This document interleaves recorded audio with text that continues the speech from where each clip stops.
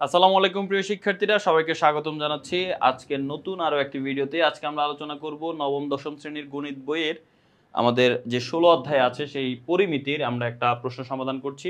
এটা হচ্ছে টাইপ 10 আমরা সমাধান করছি। এখানে সামান্তরিক সংক্রান্ত। দেখো সামান্তরিকটা দেখতে কেমন সে সম্পর্কে আমরা জানি। সামান্তরিক দেখতে এই যে অলমোস্ট এই রকম, যেখানে এই বাহুটা আর এই বাহুটা হচ্ছে সমান হয় এবং এই বাহুটা আর এই বাহুটা সমান হয়। আয়তক্ষেত্রে যেমন বিপরীত বাহু সমান, এখানেও বিপরীত বাহুগুলো সমান হয়। একটা কর্ণ ছোট হয় আর একটা কর্ণ বড় হয়। উচ্চতাটা কি? একদম এই চূড়ার বিন্দু থেকে লম্বালম্বি টান দিলে যে দাগটা হয় এটা হচ্ছে তার উচ্চতা। নরমালি এই নিচের বাহুটাকে ধরা হয় ভূমি, ভূমিকে বি ধরা হয়, আর এই লম্বালম্বি বাহুটাকে উচ্চতা এইচ ধরা হয়। ক্ষেত্রফলের সূত্র হচ্ছে ভূমি আর উচ্চতার গুণফল বিএইচ, এটাই হচ্ছে ক্ষেত্রফল। সামান্তরিকের ক্ষেত্রফলের সূত্র কি? বিএইচ।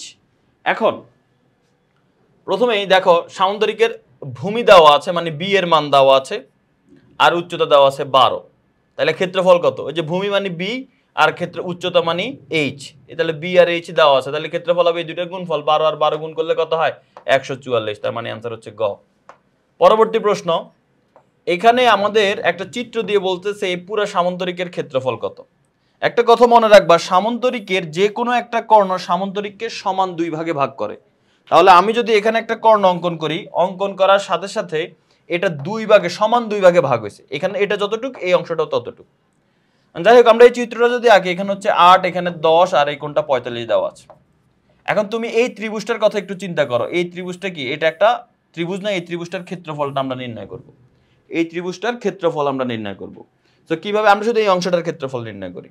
তো আমরা জানি কোন ত্রিভুজের দুই বাহু এবং তাদের অন্তর্ভুক্ত যে কোণ, এটা যদি দেওয়া থাকে, ক্ষেত্রফলের সূত্র হচ্ছে হাফ ইন্টু ওই দুই বাহুর গুণফল 10 গুণ 8 ইন্টু সাইন থিটা। থিটা মানে কত? 45। এবার ক্যালকুলেট করে ফেলো। 8 10 80, 80 কে 2 দিয়ে ভাগ করলে কত হয়? 40 ইন্টু সাইন 45 ডিগ্রির মান হচ্ছে 1/√2। তার মানে আমরা যদি খেয়াল করি, এখানে যদি আমরা ক্যালকুলেট করি, তাহলে অ্যান্সার দাঁড়াচ্ছে কি? 41 এর সাথে গুণ হলে 40/√2। ক্ষেত্রফল কার ক্ষেত্রফল এটা ভাইয়া? এটা ক্ষেত্রফল হচ্ছে এই যে এই অংশটার ক্ষেত্রফল, এই ত্রিভুজটার ক্ষেত্রফল 40/√2। তো এটা যদি 40/√2 হয়, এটাও কি? এটাও 40/√2। দুইটাই কিন্তু 40/√2 হবে। তো এখন একটা যদি 40/√2 হয়, ওইটাও 40, তার মানে আমাদের ক্ষেত্রফল হচ্ছে 40/√2 ইন্টু 2। মানে দুইটাকে আমরা নিব। এই জন্য এটার মান যদি 10 হয়, তাহলে এটার মানও 10 হয়। মোট কত হয়? 20। 10 এর সাথে 2 গুণ করলে 20 হয়। তার মানে এটার মান 40/√2 হলে এটার সাথে 2 গুণ করলে এটা পুরাটা একসাথে পেয়ে যাবে। এই দুইটাই একসাথে পেয়ে যাব, তাই 2 গুণ করে দিলাম। তো এখন আসো, 40/√2 এর জায়গায় 40/√2 থাকলো। 2 কে আমরা লিখতে পারি কিন্তু √2 ইন্টু √2। এবার এই √2 কাটা যায়, কারণ দুইটা √2 গুণ করলে 2 হয়, এই জন্য দুইটা √2 দিলাম। এবার এই √2 কাটা যায়, তাহলে থাকে শুধু 40√2। তার মানে পুরাটার ক্ষেত্রফল, এই পুরাটার ক্ষেত্রফল হয় 40√2। অ্যান্সার হচ্ছে খ। ঠিক আছে, ওকে। তাহলে এই প্রশ্নটা আমাদের হয়ে গেল। এবার আসো পরবর্তী প্রশ্ন। একটি সামান্তরিকের একটি কর্ণের দৈর্ঘ্য দেওয়া আছে, ক্ষেত্রফল দেওয়া আছে, বিপরীত কোণ। আচ্ছা দেখো, সামান্তরিকের ক্ষেত্রফলের আরেকটা সূত্র আছে, সেটা আমরা দেখবো এখন। সেটা হচ্ছে একটা সামান্তরিকের, এখানে আমাদের কি বলা আছে, যে একটা কর্ণের দৈর্ঘ্য, মনে করো কর্ণের দৈর্ঘ্যটা হচ্ছে এইটা, এই কর্ণের দৈর্ঘ্যটা দেওয়া আছে তোমার 16। এরপর বলা হচ্ছে ক্ষেত্রফল দিয়ে দিছে, এই সামান্তরিকের ক্ষেত্রফল দিয়ে দিছে 80। এটা কি? এটা হচ্ছে ক্ষেত্রফল। ক্ষেত্রফল 80। এরপর ওই কর্ণের, যে কর্ণটা দেওয়া আছে, ওই কর্ণের বিপরীত কৌণিক, বিপরীত মানে এই কর্ণটার বিপরীত দিকে এই যে একটা কৌণিক বিন্দু, বিপরীত দিকে এই যে একটা কৌণিক বিন্দু, যে কোনো একটা, আমরা ধরে নিলাম যে এই কৌণিক বিন্দু। এই কৌণিক বিন্দু হতে ওই কর্ণের উপর অঙ্কিত লম্বের দৈর্ঘ্য, এই কৌণিক বিন্দু থেকে কর্ণের উপর ডাইরেক্ট লম্ব আঁকতে হবে। লম্ব, লম্ব মানে 90 ডিগ্রি যেন হয় এখানে। এটার মান কত? এটার মান আমরা ধরে নিলাম এইচ। তাহলে এখন এটার মান কত? এটার মান আমাদের বের করতে হবে। দেখো সামান্তরিকের ক্ষেত্রফলের একটা সূত্র হচ্ছে এই যে যে আমাদের ভূমি আর উচ্চতা, সেটা তো একটা আছে, আরেকটা হচ্ছে যে কোনো একটা কর্ণ গুণ বিপরীত কৌণিক বিন্দু থেকে তার উচ্চতা, এই দুইটার গুণফল। তাহলে একটা কর্ণ হচ্ছে কত? 16। 16 সাথে গুণ দিতে হবে এই বিপরীত কৌণিক বিন্দু থেকে এটার উপর উচ্চতা এইচ, সমান কত? এই যে ক্ষেত্রফল, এটা কিন্তু ক্ষেত্রফল। তাহলে এটার মান কত দেওয়া আছে? 80। এবার এইচ সমান কত হবে? 16 গুণাকার আছে, ওই পাশে গেলে ভাগ হয়ে যাবে। 16কে 80কে যদি 16 দিয়ে ভাগ করি 5, তার মানে এইচ এর মান কত? এইচ এর মান হচ্ছে 5। মানে এই যে এই মানটা হচ্ছে 5। আমাদের কাছে এই মানটাই জানতে চাইছে, কৌণিক বিন্দু থেকে লম্বটার দৈর্ঘ্য কত? তাহলে 5, এই যে খ নাম্বারটা হচ্ছে আমাদের অ্যান্সার। আসো পরবর্তী প্রশ্নে। এখানে আমাদের বলা হচ্ছে ওয়াই এর মান কত। এখান থেকে আমাদের ওয়াই এর মানটা নির্ণয় করতে হবে, ঠিক আছে? এই চিত্রটা থেকে দেখো, একটা সামান্তরিকের একটা বাহু যদি বর্ধিত করি তাহলে বাহিরের দিকে একটা কোণ হয়, এটাকে বলে বহিস্থ কোণ।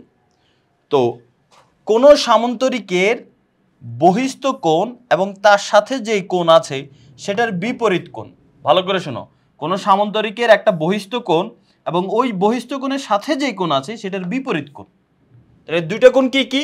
একটা হচ্ছে বহিস্থ কোণ এবং তার সাথে যেই কোণ আছে তার বিপরীত কোণ। এই দুইটা কোণের যোগফল 180।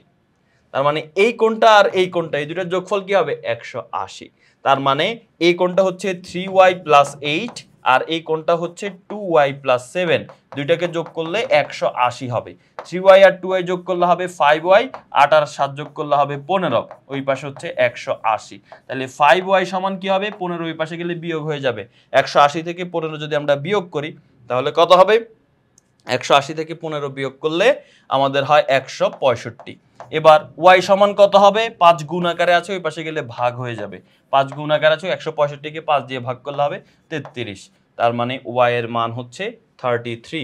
আমাদের কাছে y এর মান জানতে চেয়েছে, y এর মান আমরা নির্ণয় করে ফেললাম, y এর মান হচ্ছে 33। আচ্ছা, এবার আসো পরবর্তী প্রশ্ন।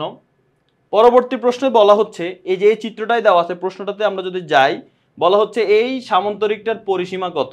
এই চিত্র থেকে পরিসীমাটা নির্ণয় করতে হবে। তো পরিসীমা মানে কি? 4 বাহুর যোগফল। তাহলে এখন দেখো তো, এই বাহু 3 হলে বিপরীত বাহুটাও 3 হবে, এই বাহু 4 হলে এর বিপরীত বাহু 4 হবে। এবারে সবগুলো বাহু যোগ করে দাও, 4 আর 3 7, 7 4 11, 11 আর 3 যোগ করলে হয় 14। তার মানে আমরা এখানে অ্যান্সার পেয়ে গেলাম, এই সামান্তরিকের পরিসীমা হচ্ছে 14। তার মানে অ্যান্সার হচ্ছে ঘ। এটা হচ্ছে আমাদের অ্যান্সার, এই যে ঘ। Okay fine. এবার আসো পরবর্তী প্রশ্ন, যেটা এখানে আমাদের একটা চিত্র দিয়ে দেওয়া আছে, দিয়ে আমাদের বলছে পিএস এর মান কত। পিএস মানে কি? এই যে এই কর্ণটার মান, ঠিক আছে? পিএস এর মান নির্ণয় করব। দেওয়া আছে কি? দেওয়া আছে, আমরা যদি একটু খেয়াল করি এখানে আমাদের কি দেওয়া আছে। এখানে বলা হচ্ছে PMQ 90 ডিগ্রি। PMQ এই কোণটা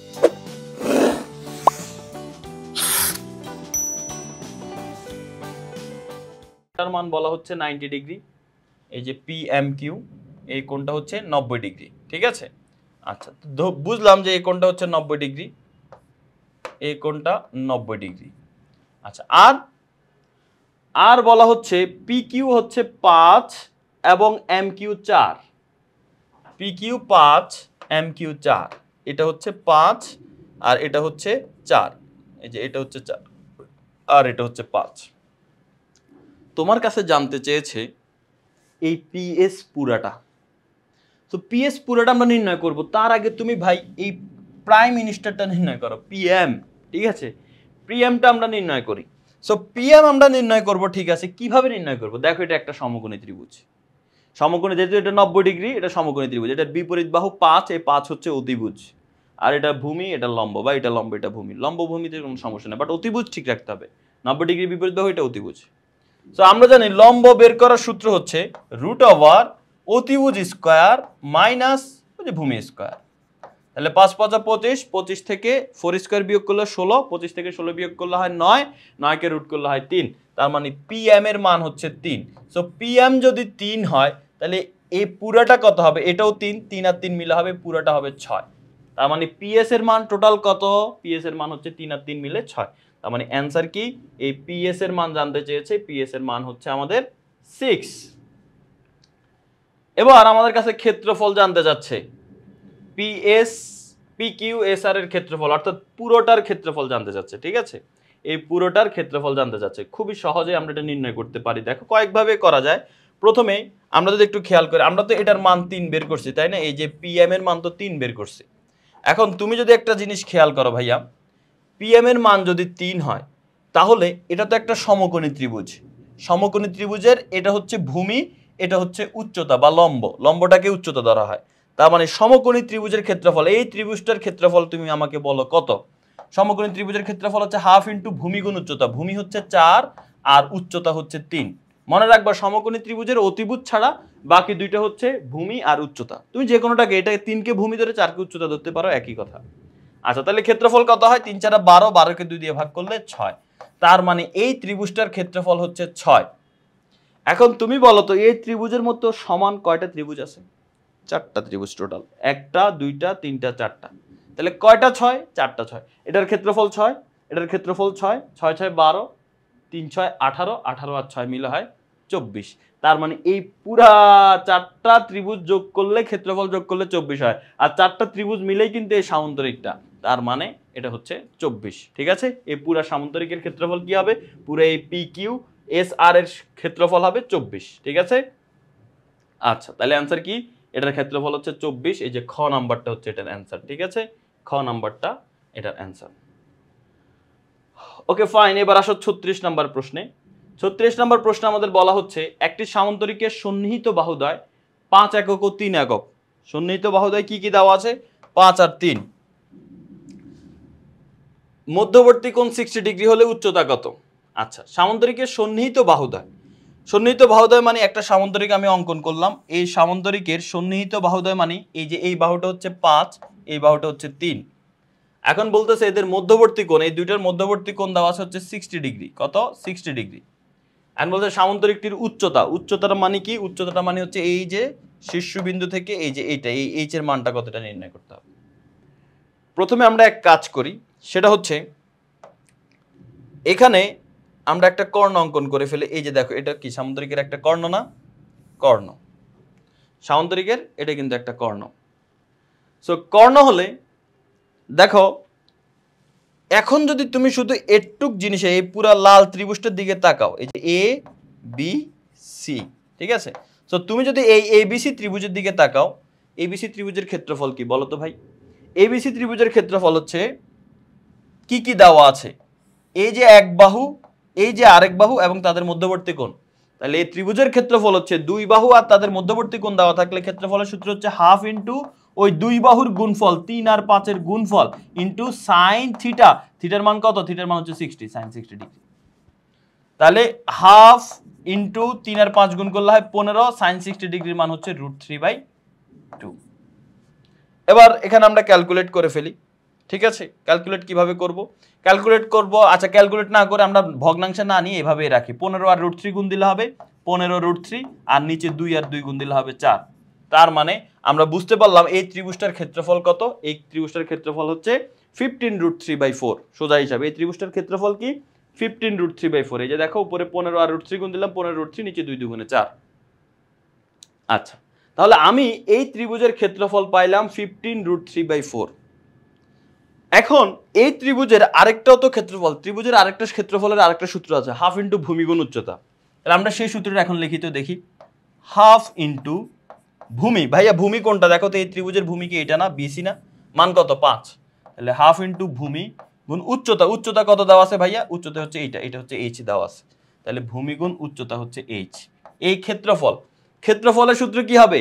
এই ত্রিভুজের ক্ষেত্রফল, আমরা তো ক্ষেত্রফলের সূত্র এটা হবে। এখন ক্ষেত্রফলটা কত হবে? ক্ষেত্রফল তো আমরা মাত্রই বের করলাম, কত? 15√3/4। সো এটা সমান তুমি এখন লিখতে পারো 15√3/4, কারণ ক্ষেত্রফল তো সূত্র যেটাই দাও না কেন, ক্ষেত্রফল তো আর চেঞ্জ হবে না। ওকে, এখন এখান থেকে আমরা এইচ এর মান বের করে ফেলতে পারবো কিভাবে? দেখো, আমি এইচ কে রেখে দিলাম এখানে, ওইখানে 15√3/4 যেটা আছে সেটা থাকলো। এই 2 দেখো ভাগ আকারে আছে, এটাকে ওই পাশে নিলে এটা গুণ হয়ে যাবে। এই 5 এখানে গুণ আকারে আছে, এই 5 এই পাশে আসলে ভাগ হয়ে যাবে। এখন দেখো, 2 4 এর কাছে 2 2 4 হবে, 5 15 এর কাছে 3 বার যাবে। তাহলে অ্যান্সার হইলো কি? উপরে থাকলো 3√3, নিচে থাকলো 2। তাইলে এইচ এর মান পেয়ে গেলাম। তাহলে কি হবে?